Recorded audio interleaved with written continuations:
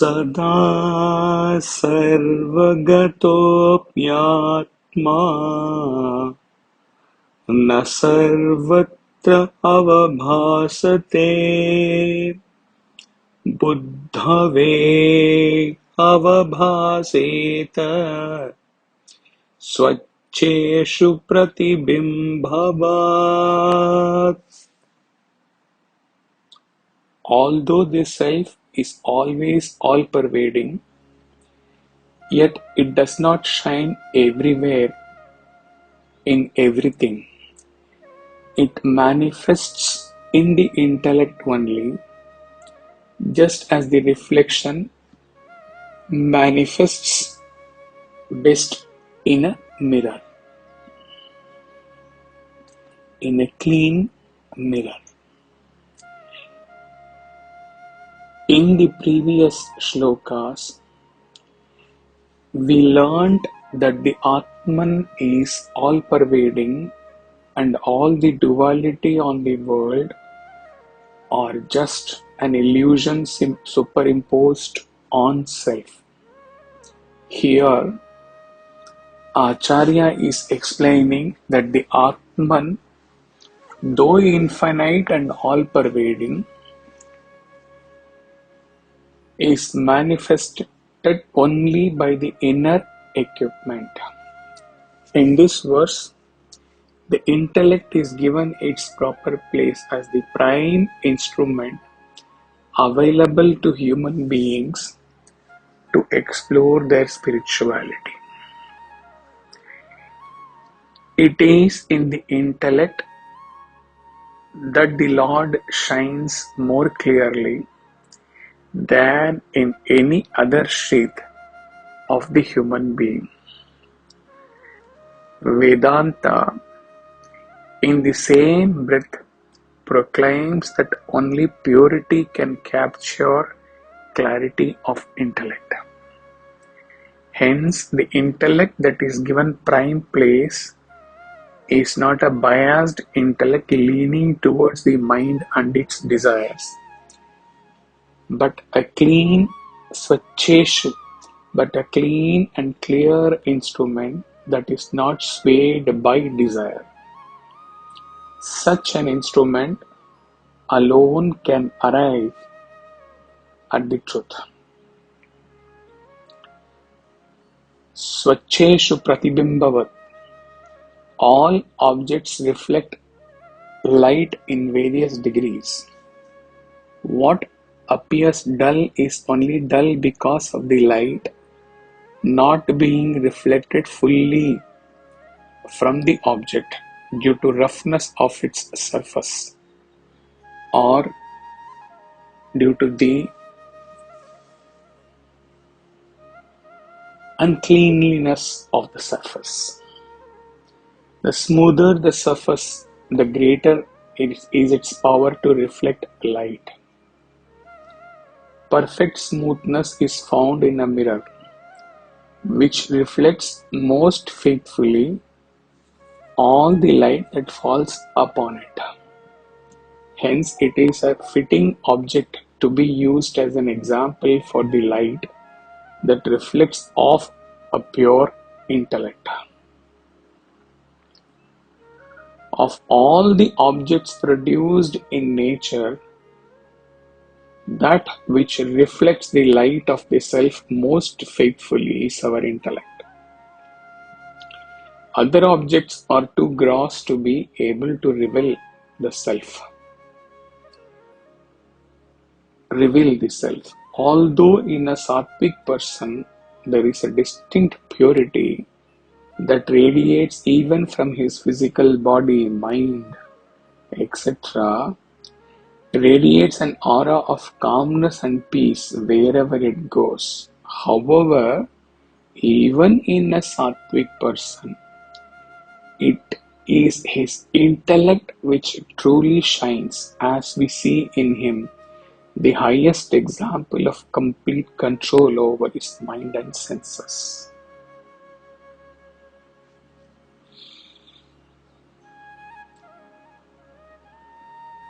How pure consciousness gets reflected in and through our pure intellect, and then how further the reflected consciousness illumines our mind, senses, etc., has been dealt in detail in the Dridrishya Viveka session, which is available in YouTube channel in parts. It was clearly explained in the Dridrishya Viveka session and few other sessions that the pure intellect is the mirror that absorbs pure consciousness and reflects it further, like the mirror absorbs sunshine and further reflects the light in the room which would be dark otherwise. When a reflecting medium reflects the light incident on it, the reflecting medium, which has no illumination of its own, appears to become a source of illumination by illumining the surroundings.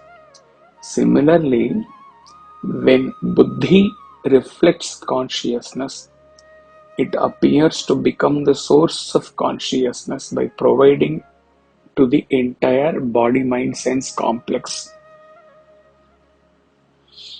Consciousness is the source, and consciousness available in the body-mind-sense complex is the reflected consciousness. The truth is the original. If we mistake the reflection to be original, it will appear to be limited to the body-mind-sense complex only. We have been given in the blogs and in many other places various schools of philosophy, where one school of philosophy says that consciousness is all about the physical existence. And then another school said consciousness is just the mental existence. Okay. So, these are all the perceptions when the reflected consciousness is taken to be pure absolute consciousness.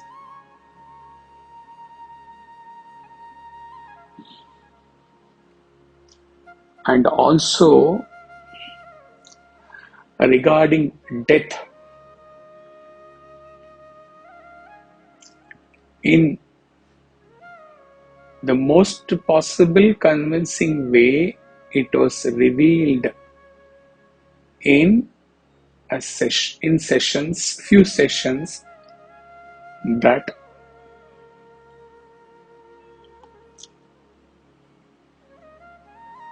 if the body is taken as a pot or a vessel, and the water present in the vessel or the pot is taken as our intellect,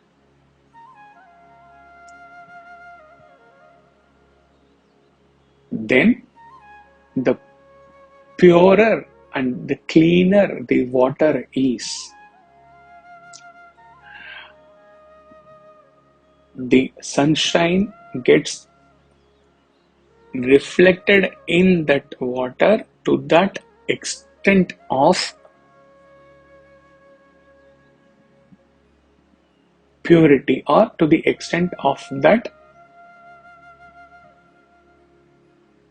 same level of light.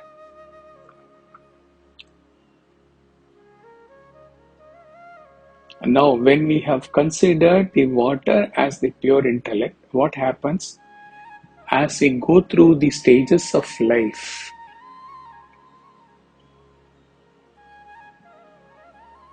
Existence, birth, growth, disease, decay, death. When the body gets older and the body gets diseases, what does it mean? How can it be understood in the light of this vessel, water and the sunshine reflection? the when the body suffers diseases, when the sharpness gets reduced, it can be understood as if the water level is getting depleted slowly, slowly, slowly in the pot or the vessel. And when the body decays and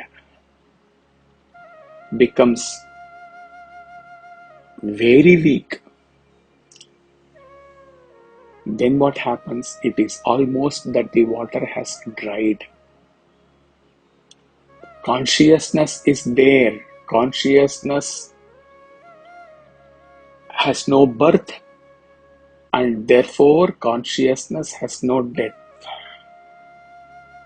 We are coming to that part. But consciousness requires a medium to reflect itself. And intellect has been given the first place for this reflection, because all others, mind, senses, etc., can get influenced by the external world, external objects, whereas intellect has the capacity not to be influenced by the environment, surroundings, desires, attachments, etc. And in any environment, intellect alone has the capacity to remain pure, unaffected by anything. Therefore, intellect has been given the privilege of reflecting, getting the pure consciousness and reflecting thereafter the same to the body-mind complex. And the medium of reflection, when the intellect gets dull and dull and dull, and ultimately it becomes zero, then the consciousness is there, but the medium for reflection of the consciousness is absent. It is at that point of time the prana leaves the body and the body is declared dead. But how about the consciousness, sir? When the body is dead, the consciousness is also dead with respect to that person. A consciousness does not rise, or that means it doesn't have birth. Rising means birth, coming into existence of an entirely previous non-existing thing.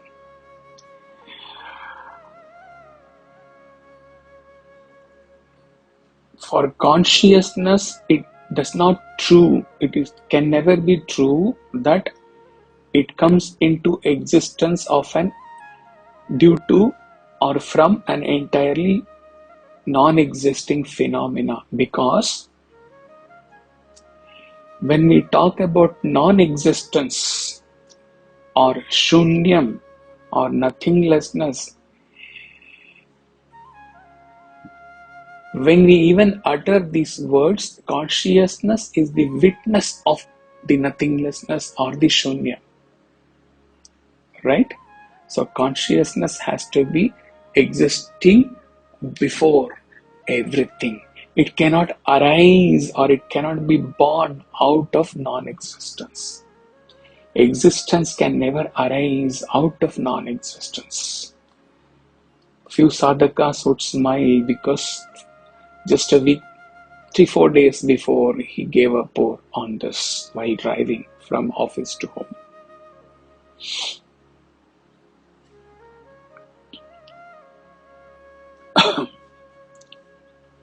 Every effect has a cause. Even the 5 elements space being the first of the five, has a cause. What is the cause? Consciousness. And since consciousness has no birth, it has no cause. Not even non-existence can be a cause for existence. So it does not rise. Consciousness does not set. Setting means disappearance of an existing entity. That means becoming an entity existing and now becoming non-existent. This again can never be true of consciousness, because it ever remains witness of all other deaths, but in itself the witness consciousness never has any disappearance or death. Consciousness does not increase or suffer or decay. Just as we went through now, every perceived entity in this objective world possesses of 6 characteristics: birth, existence, growth, change, decay, death. Consciousness has none of these characteristics of a perceived object. By negating birth and decay, that means in the 6 flow sequence, birth is the first and death is the last one. When we have negated that consciousness is never born and it never dies, obviously in between whatever is there, disease or decay or whatever, all those things are also totally irrelevant, because the first factor is gone, the last factor is gone. No birth, no death. Swami sings, no birth, no death, for love.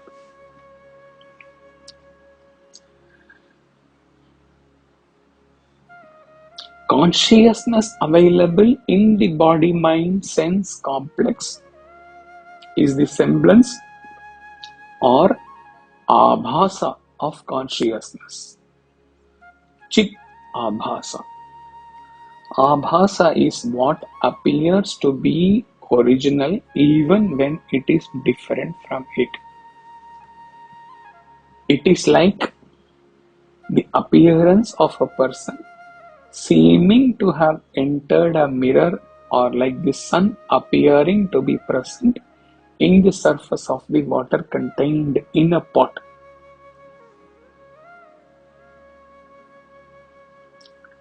Like the person in the mirror and the sun in the water surface, what is within the body-mind sense complex is the abhasa, semblance of consciousness. In the semblance explanation, the semblance is different from the original. The reflected consciousness has all the nature characteristics of pure consciousness, yet it is not pure consciousness. It is reflected consciousness, reflected through an object medium.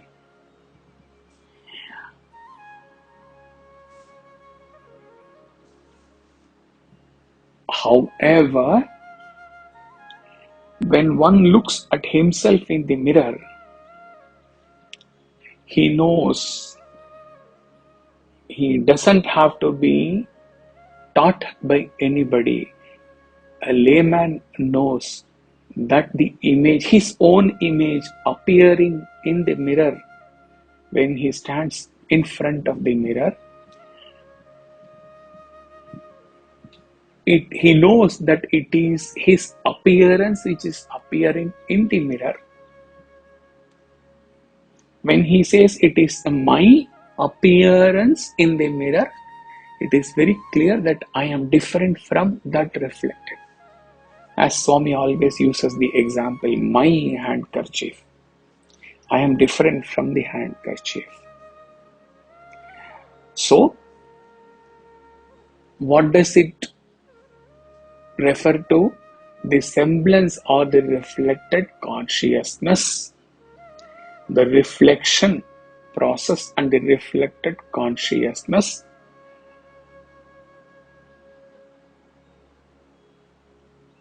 agreed that it further illumines my body-mind complex, but I am still different from that reflected consciousness.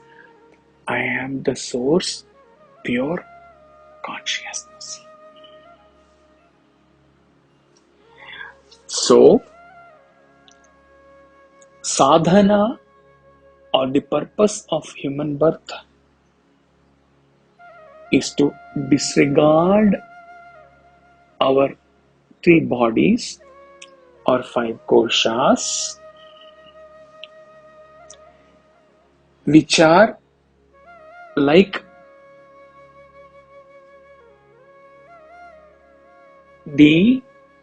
which are likely to perish, as per the intellect mirror analogy which we went through.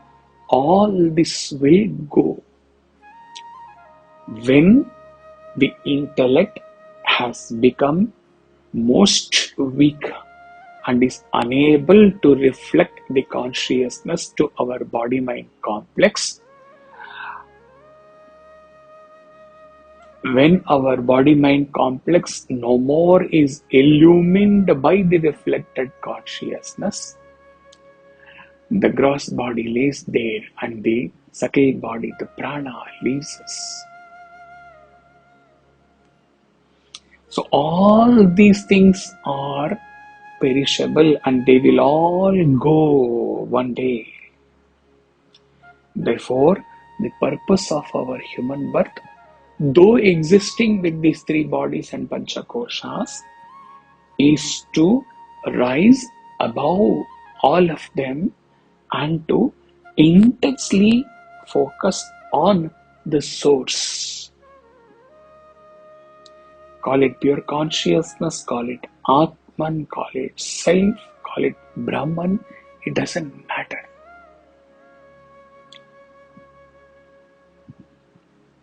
Even while existing with the gross, subtle and causal bodies, even while existing with the panchakoshas, even while going through the three states of consciousness, waking, dream, sleep, deep sleep, the purpose of our birth is to rise above all of them, because all of them will pass away one day, will go one day. So, to transcend them, to rise above them and to focus.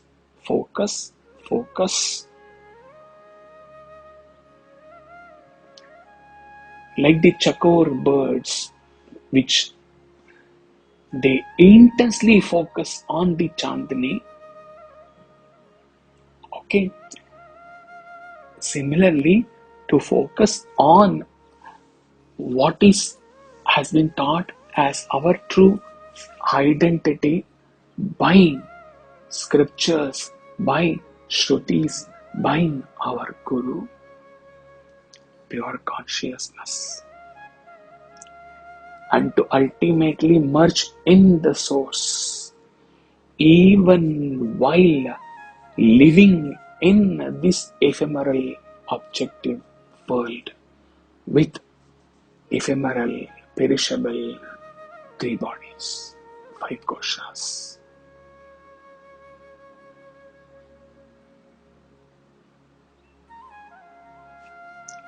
Hari Om Tat Sat.